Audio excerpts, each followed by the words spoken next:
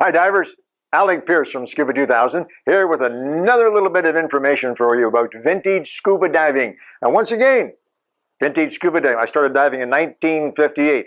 I may not be the oldest diver nor the oldest scuba, anyway, the guy's been diving the longest in the world, but I've been around a little while. 1958, think about it. There's been a lot of changes between 1958 and 2016.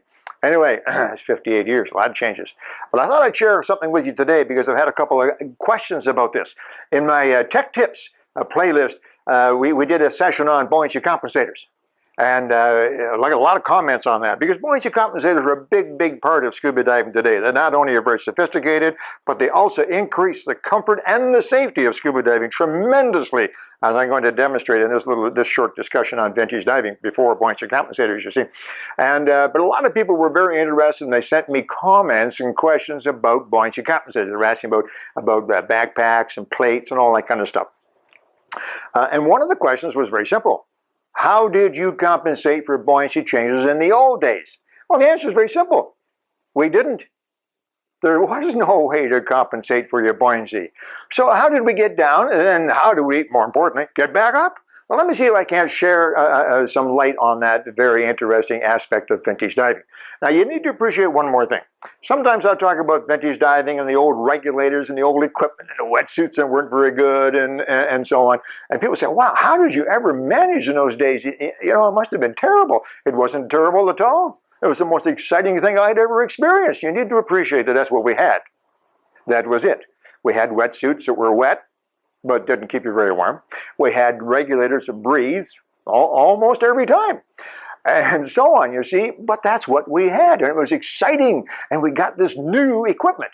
It was brand new at the time, and it worked reasonably well, and we went scuba diving. You have to appreciate it. It was wonderful at that time. That's what we had, and we worked with it, and we had some wonderful experiences, and from that has now grown this incredible sport of scuba diving that we all enjoy today. Anyway, let's get back to my topic. This is a vintage scuba diving skill, one of the skills that we had to develop, which essentially was getting down and getting back up. Sounds like a simple skill, but let me explain a little bit about how it worked and how we managed. First of all, I need you to take a look at this old picture. This is an old picture of myself in 1965. You see, I didn't always look like this. I actually used to have hair. I was a pretty good-looking guy at one time. Here I am in my old scuba diving suit in 1965. My mom took this picture, and I've got all my gear on. And then in 2010, this is me again. You see? Get a little closer here, Kev. This is me in 2010. Now, you notice I've hardly changed at all. Well, other than the hairline.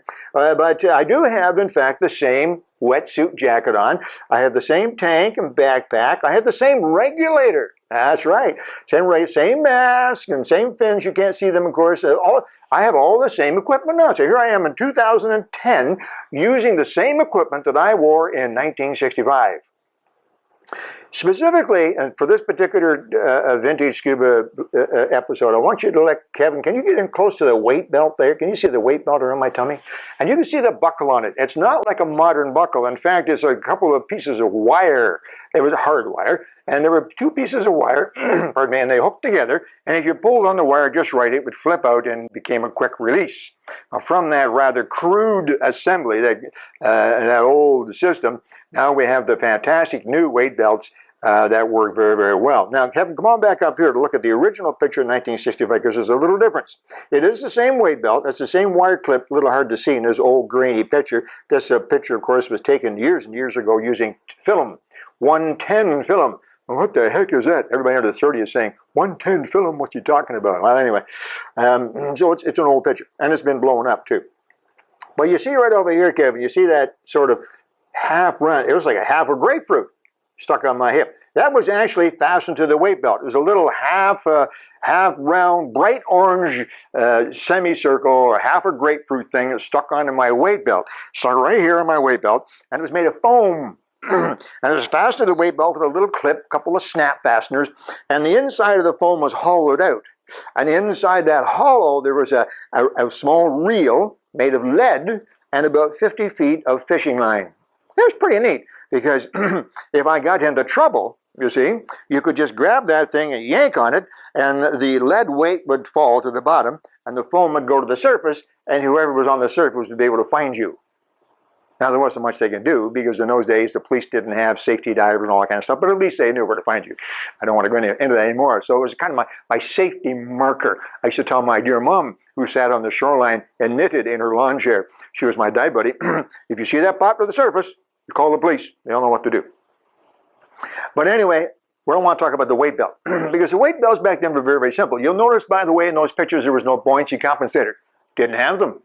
We did have, about the mid-60s or so, we had life vests, but they were really just modified vests, not even modified, life vests that we would get from the war surplus store, usually U.S. Navy, U.S. Air Force life vests, or sometimes they had life vests from commercial aircraft. There weren't many of those around. They were just little life vests that went around. You could blow a bit of air into them, but you couldn't let the air out, and you couldn't get air into them underwater, certainly not easily anyway, and if you got air into them underwater, you couldn't get it out, so they did not work as a buoyancy compensator as we have today. And back in those days, of course, real He-Man divers wouldn't wear one of those white life vests anyway. They were sissy. Different world. Anyway, let's talk. So how do we account for adjust for our buoyancy?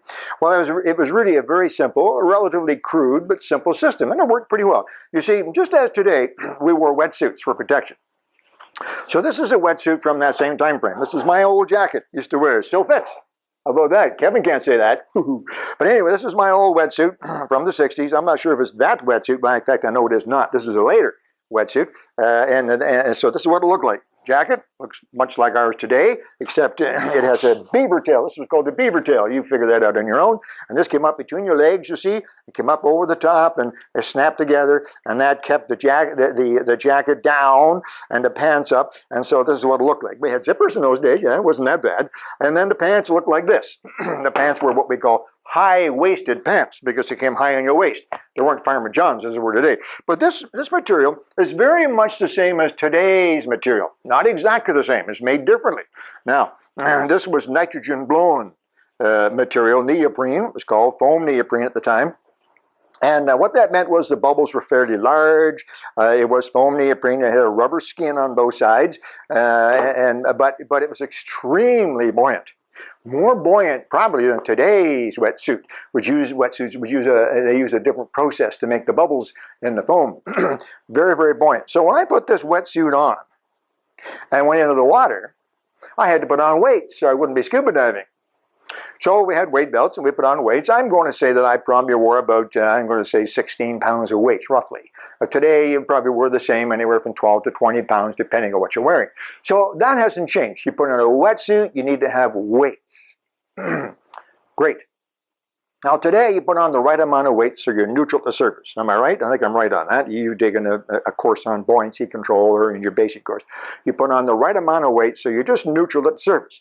Then you know, you divers know that when you descend, whether you do a duck dive or whether you descend straight down, as you start to descend, the water pressure increases and your wetsuit compresses. You don't compress. You don't get smaller as you go deeper. I think you all know that. But your wetsuit compresses. So what used to be what we call today 7 mil, back then we called it 1/4 inch, but what used to be a 1/4 inch wetsuit, when you get down to 30 feet, is not a 1/4 inch anymore. Technically, it's 1/8 of an inch. In actual practice, it wasn't quite compressed quite that much. But the point is, it was compressed. And as it's compressed, it gets smaller. The bubbles get smaller and so on. So the suit has less buoyancy. You all know that. All of you divers certainly know that. As you go down, your wetsuits compress, you have less buoyancy. So today, what you do, as you get less buoyancy and you start to sink because you have weights for the surface, well, you take your buoyancy compensator, and you put a bit of air into your buoyancy compensator. The buoyancy compensator grows a little bit, and that overcomes the loss of buoyancy from the wetsuit. And you can stop. You can hover. You go down a little bit deeper, and the same thing happens. You start to get negative, and you start to sink. A little bit of air in your BC, and you hover. It's fantastic. And then, of course, as you rise back to the surface, and your wetsuit expands, and the air in the BC expands, you have to remember to let the air out, let it out, and so you can stay. You can stop anywhere. If you're diving today, you can go to 10 feet and stop, and stay there. You can go to 30 feet and stop. You can stay there. Just hang there, not move. Look around. You know that, and that's good buoyancy control with the buoyancy compensator. How did we do it in the old days? Well, it wasn't easy. First of all, you had to accept the fact that within reason, you were going to be finning the whole time. You're going to be moving the whole time. You could never hover. There was no such a thing as a hover in the old days. You couldn't stop. It just didn't work. And what we would also do to make it a little bit easier for us, if we were going to make a deep dive, and in those days 30 feet was a very common dive. That was it, 30 feet. 60 feet was deep. 100 feet was very, very deep. Very, very few divers ever went to 100 feet. I've been diving for probably 10 or 15 years before I ever got anywhere near 100 feet. That was very, very deep in the old days. We didn't have all the safety equipment. We didn't have pressure gauges. We didn't have safe seconds. We didn't have, and so on. So 100 feet was almost beyond the reach of common divers. So we're going to go to 30 feet, let's say. So we put our wetsuit on, and we put on a weight belt that we, through practice, have determined that is approximately the right weight. And down we go. We get to 30 feet, and now we're fine at 30 feet because we have the right amount of weight on for 30 feet. If we go deeper than that, let's say we go down to 40 feet, we get negative. What do? Well, hopefully you're close to the rocks, or maybe there's an anchor line because you have to grab something. There's nothing to stop you from sinking out of sight. There's no way to increase your buoyancy. You don't have a buoyancy control. If it got very, very bad, then you could use that quick release buckle and drop the weight belt, and you would get back a lot of buoyancy, not all of it, because it's compressed, you see. But you get back enough buoyancy that hopefully you would be able to stop and fin back up to the surface. Of course, you couldn't stop on the way. You would pop right to the surface very quickly because you're very buoyant. So that was one of the things right away that limited, I suppose, by today's standards, our diving. We put on enough weight that we, through practice, had found was the right amount of weight for, say, 30 feet. And we would get down to 30 feet, and we'd stay at 30 feet. We wouldn't go any deeper, or just a very little bit deeper. And we didn't go much deeper, and we stayed right around 30 feet. Not a problem. And we'd be okay. Coming back up to the surface, we would pop to the surface. Today, you don't do that. Today, with a buoyancy compensator, you can come up to the surface and you can stop. Very, very common. Many divers use the 15-foot safety stop. They stop at 15 feet for a couple of minutes. 3 minutes is common for safety in terms of decompression. Also to make sure you don't pop to the surface and there's something up there that surprises you, like a boat or something else. So that 15-foot stop is very common today. It's pretty much standard practice. Not in the old days. No. If you had the right amount of weight for 30 feet, and you started to come to the surface, you see, your wetsuit would expand. You got buoyant. And as you got closer and closer to the surface, you got more and more buoyant. So it was very common for us to pop out of the water. Pop right up. Hence, you wonder where this came from. The rule, putting your hand up like this. Yeah, that was to protect yourself from anything that might be up there. That's where that came from. It didn't come from today, because today you can come up to 15 feet and take a look. You see, make sure you're safe, and then come to the surface. Not in the old days. You start to come up for 30 feet. When you got to about 10 feet, you're coming up really quickly. Put your hand up quickly just to make sure that there's nothing around and people can see your hand and you might, protect yourself. That's where that came from. Also, something else we haven't talked about is the fact that how do we get down to 30 feet? If we have enough weight on us in the old days, so we're the proper buoyancy at 30 feet, that would mean we don't have enough weight for the surface. We're very buoyant on the surface. You can't get down. How do you get to 30 feet? Well, we have to use tricks. You probably know some of them. If you have an anchor line, you pull yourself down the anchor. You pull yourself down the anchor to get to 30 feet, and you let go. Perfect. Okay, and you go and do your scuba dive, your 30-foot scuba dive, you see? If there wasn't an anchor line, if you were diving from shore, then it wasn't the least bit uncommon to pick up something on the shore. A rock was the most common thing. So we'd pick up a 5-pound rock on the shore, hold it like this, and we'd fin down to 30 feet, and we get to 30 feet, let it go. Perfect. And we make our 30-foot dive, you see? So we didn't compensate for buoyancy the way we do now. What we did is we added or removed weights so that we had the right amount of weights for the depth of the dive that we were going to make.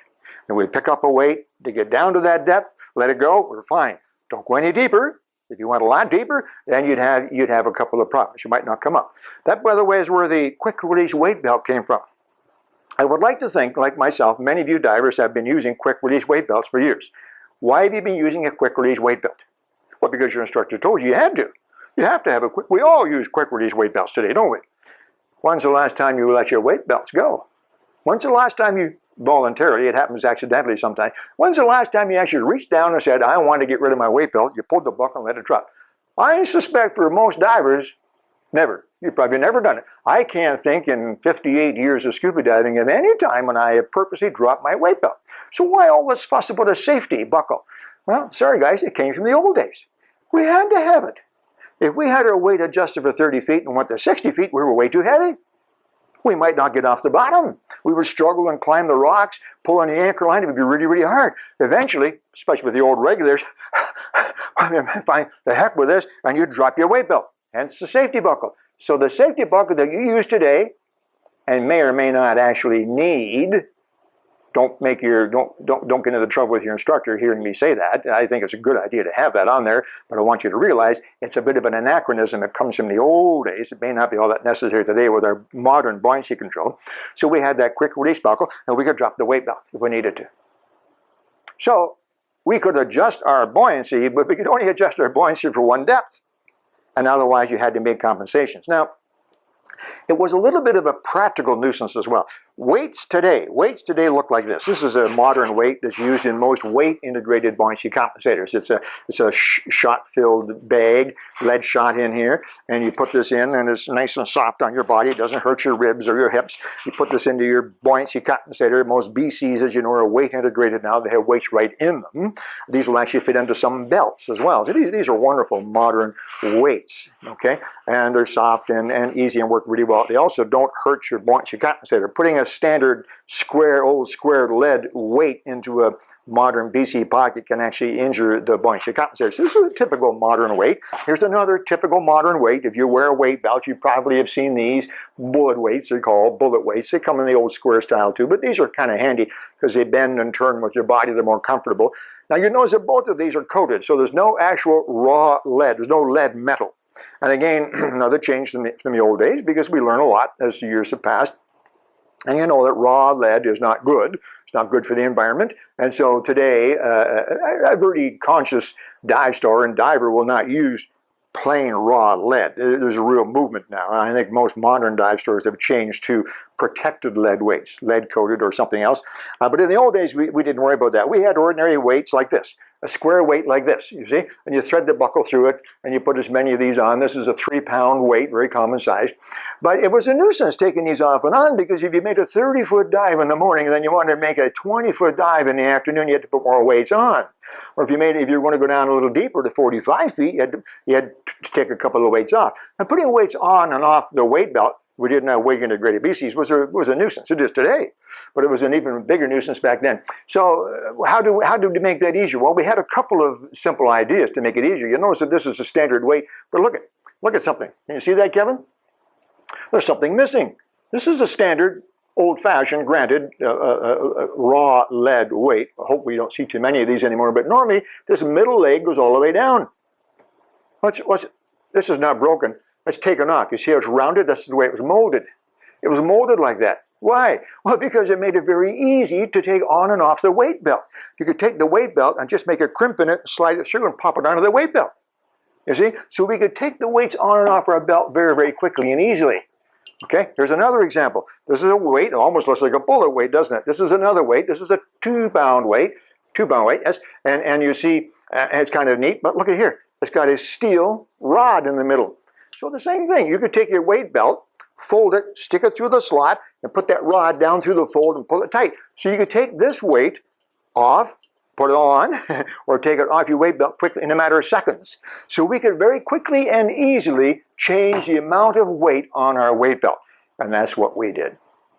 Bottom line, we didn't compensate for buoyancy. We didn't have buoyancy control. We changed the weights that we carried on our weight belt based on the depth we were going to. We put on enough weights so we would be the right buoyancy, neutral, at the depth of the dive. And we only learned that from trial and error. Everybody is different. Kevin wears a different size wetsuit than I do. So where I might need 10 or 12 pounds, Kevin would need 20 pounds. So every diver was different. And the only way to find out exactly how much weight you really needed was by trial and error. So you went, usually from shore, with your new wetsuit down to 20 feet and oh, good, I need this much weight. And you made a little chart. In fact, on one of my early wetsuits, I had a little plastic chart. It was like a decal that I purchased at a dive store. We actually had a couple of dive stores in Canada, and it was a decal thing that glued onto my wetsuit. And I could take a marker, and we could write in there, 30 feet, 12 pounds. 45 feet, 10 pounds. 60 feet, 8 pounds, like that. So I had kept track of how many weights I needed with that wetsuit on my body for each dive. So I could control my buoyancy? No.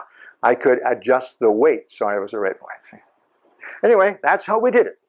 For those who sent me in comments and questions, thanks very much. I really am very, very appreciative how many people see these episodes, both my tech tips and these vintage scuba episodes.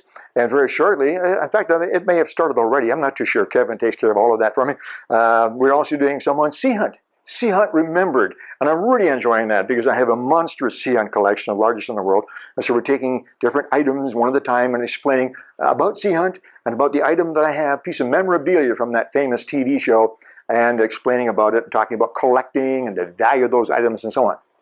So I hope you've enjoyed this. I really appreciate the comments. I hope this has answered the questions for the 2 or 3 people who wrote in and said, how did you adjust your buoyancy? And this has answered how that was done. Okay? Alec Peirce, Scuba 2000, and I think you should look at this picture, Kevin, and fade out. I want people to remember me looking like this. Okay? Will that work? There you go. Talk to you soon, divers. Alec Peirce, Vintage Scuba.